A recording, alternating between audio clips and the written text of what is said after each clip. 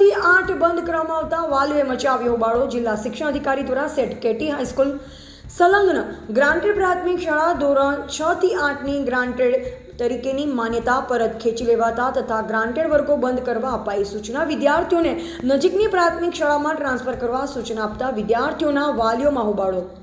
ખેડબ્રહ્મા ખાતે આવેલ કેળવણી મંડળ સંચાલિત સેટ કેટી હાઈસ્કૂલમાં જિલ્લા શિક્ષણ અધિકારી દ્વારા ધોરણ 6 થી 8ના વર્ગો બંધ કરવા અને ગ્રાન્ટેડ માન્યતા રદ કરવા આ બાબતે સદર સ્કૂલ દ્વારા વાલીઓની મિટિંગ રાખવામાં આવેલ, જેમાં તાલુકા કેળવણી નિરીક્ષક અને બીઆરસી ભવનના કોર્ડિનેટર દ્વારા વાલીઓ સાથે મિટિંગનું આયોજન કરવામાં આવેલ અને ઉપરોક્ત બાબતની વાલીઓને જાણ કરી સૂચના આપેલ કે તમારા બાળકોને નજીકની પ્રાથમિક શાળામાં અભ્યાસ અર્થે દાખલ કરવા જણાવેલ, જેથી વાલીઓમાં ઉગ્ર રોષ ભભૂકી ઉઠ્યો અને આક્રોશ સાથે બહાર નીકળી બાળકો સાથે સૂત્રોચ્ચાર કરી ન્યાય આપવાની માંગ સાથે ઓફિસમાં ઘૂસી કેળવણી મંડળના ઉપપ્રમુખ કે પટેલને આ અંગેની ઉગ્ર રજૂઆત કરી પોતાની સમસ્યા રજૂ કરી તથા બાબતે યોગ્ય ન્યાય આપવાની વાત કરી। સાથોસાથ બાળકો આ સ્કૂલ સિવાય અન્ય જગ્યાએ નહીં જવા સૂત્રોચ્ચાર કર્યા।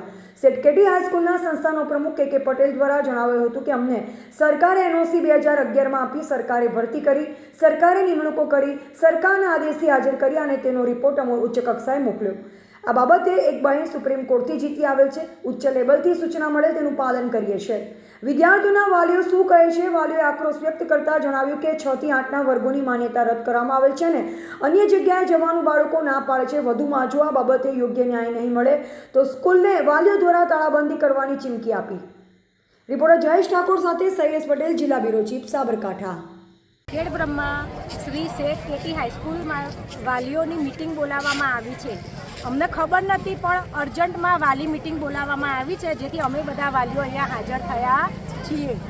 અમને ખબર નથી શેના માટે વાલી મિટિંગ બોલાવવામાં આવી છે, પરંતુ જાણ કરવામાં આવી છે ટ્રસ્ટી દ્વારા, સ્કૂલ દ્વારા, મંડળ દ્વારા કે 6 થી 8માં શિક્ષકોની ખોટી ભરતી થવાના કારણે સ્કૂલ બંધ થવા જઈ રહી છે, જેના કારણે અમારા છોકરાઓનું એડમિશન રદ કરવામાં આવે છે।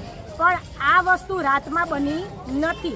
સ્કૂલમાંથી જાણ કરવામાં આવી છે કે આ કાર્યકારી માર્ચ મહિનાથી ચાલતી હતી, તો શું મંડળવાળોએ અમને વાલીઓને જવાબ આપવાનો આવતું નથી?